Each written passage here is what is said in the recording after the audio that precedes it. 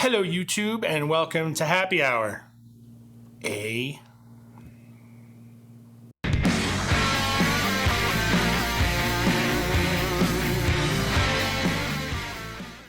Hello, YouTube, welcome back to Happy Hour.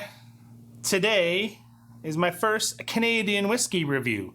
Sorry for the intro, the A. I'm allowed to make fun of Canadians because I'm Canadian. Yeah, go figure. I was born and bred in Canada.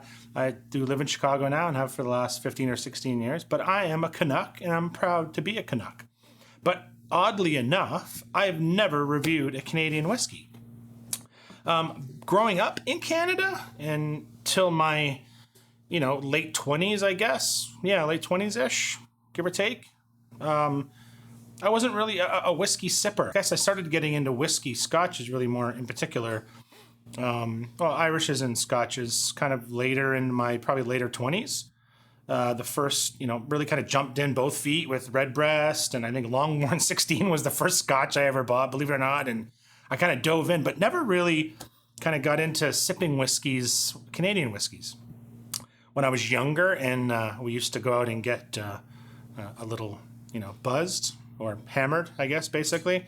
Beer was definitely the most what we drank.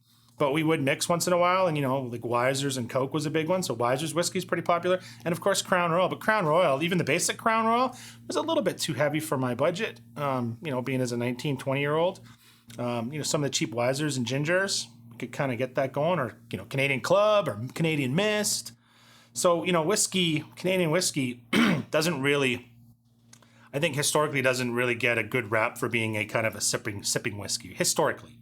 It's getting better. I think there's a lot of smaller niche kind of companies, some smaller distilleries and stuff that are coming out that are supposed to be pretty good, and even the big guys. I think there's some Crown Royals that are getting pretty interesting. Wiser's have some really interesting stuff, and again some smaller distilleries. So I think that myth is changing. I like to hope, but I figured why not do a Canadian whiskey? I didn't want to do Crown Royal, the basic Crown Royal. I found this Crown Royal XO, and I thought it was super interesting, if only for the only fact that I think it's basic Crown Royal, but it's finished in cognac casks. So that's kind of cool. One of my favorites, kind of one of my favorite daily sweet sippers, is this Glenlivet 14-year-old, which is finished in cognac casks. It's one of my buddy's favorites as well. A fellow Canadian, Jeremy, shout out to you.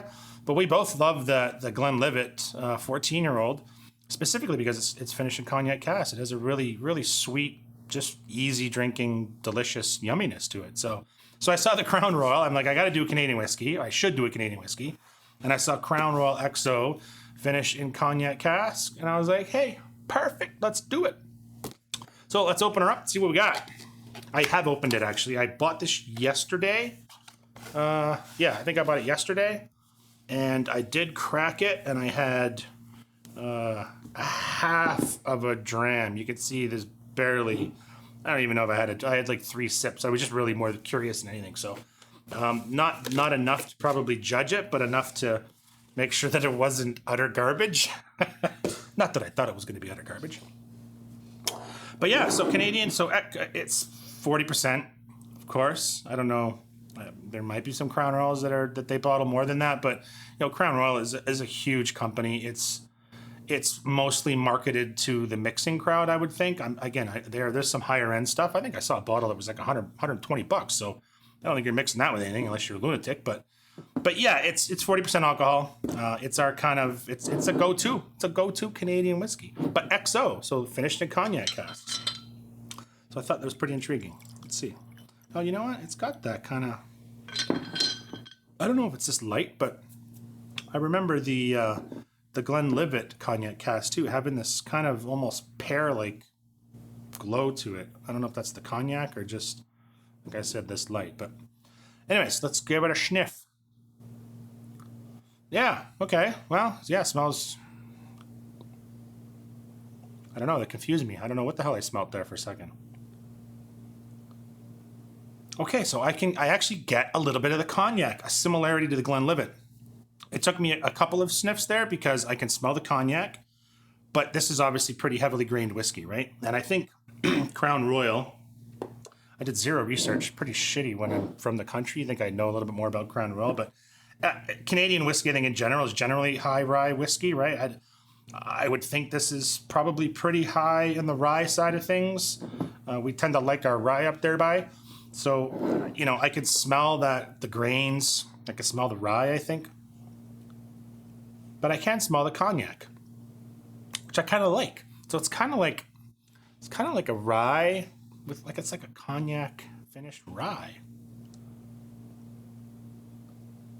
But yeah, it's definitely heavily it's grained. There's really not a lot of depth. I can smell cognac. I can smell cognac and grain whiskey. That's not a bad thing. That's kind of cool. By the way, this was, I think, what the hell did I pay for it? I think it was $32.99, $33, maybe $34.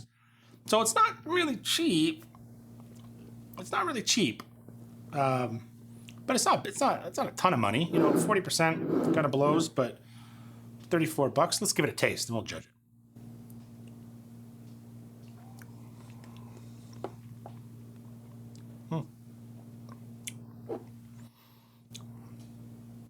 It's super sweet. So you know what I kind of remember from inevitably having sips of Canadian whiskeys, whether it be not on purpose or on purpose, that I'm not a huge rye person. Canadian whiskeys, all because of the grain influence and probably the rye both together, I get a kind of a really metallic-y kind of tinny taste normally, from what I remember, at least with the cheaper stuff, Canadian Mist and Canadian Club and whatever. This, I don't really get that. I get it tastes like a grain whiskey with a super sweet. I don't know if the sweet is coming from the rye influence or the cognac cask influence. Or probably both, actually.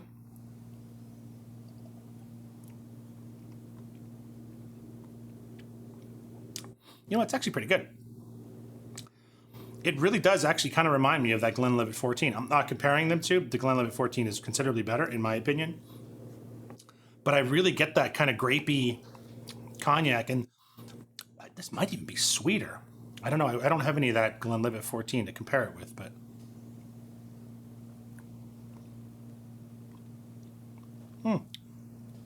Wow, it's super sweet.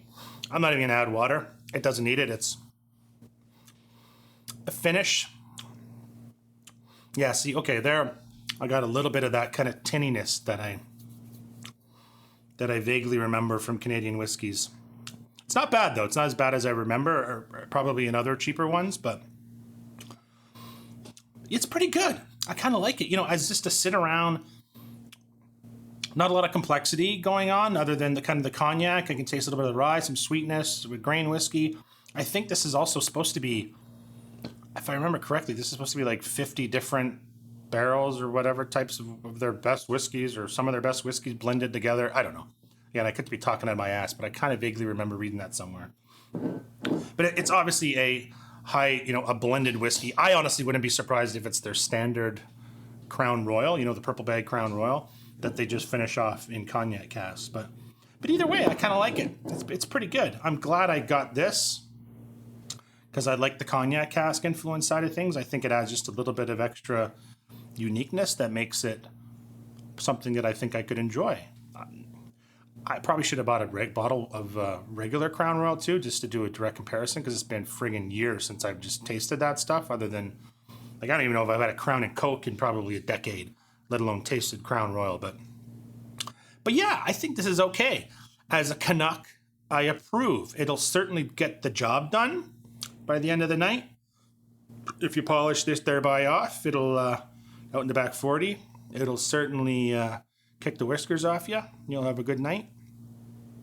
And for $34 or $33, I think that's reasonable. I think that's fair.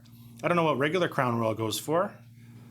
But yeah, I think for a finished whiskey, a non-age statement whiskey, that's pretty interesting. Sweet. If you like sweet, this is the way to go.